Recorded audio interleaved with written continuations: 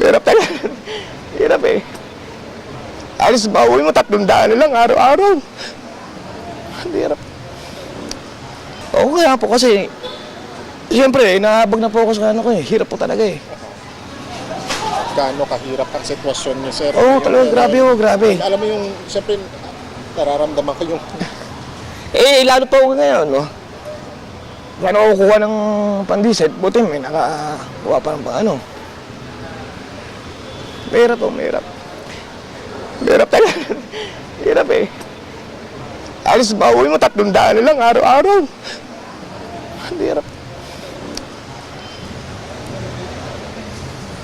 Bilang, siyempre, sir, may pamilya ka. Oo, yun nga ako eh. Yung parang nanlilimos. Ano ba sinaraman? Alam mo, minsan nga, parang yung mga driver na awaan ng pasahero, bisa may bigay 100. Ang sukli namin, ma'am, maraming salamat po. 50 pesos hindi na kinukuha yung sukli. Ma'am, maraming salamat po. God bless po. Mga nakakaintinding pasahero.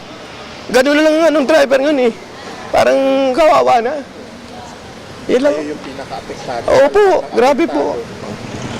Biro mo maghapon hanggang umaga hanggang gabi.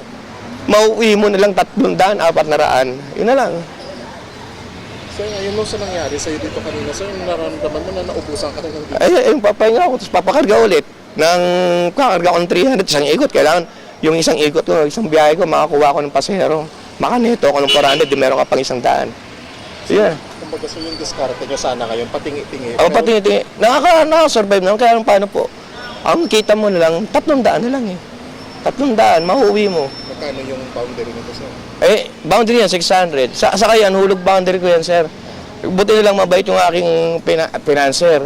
Sabi ko, pag nakuha ko po yung aking yung sa tawid pasada, doon sa yung binigay para sa driver ng 5K, ibibigay ko lang po sa inyo 10,000 pag nakuha ko.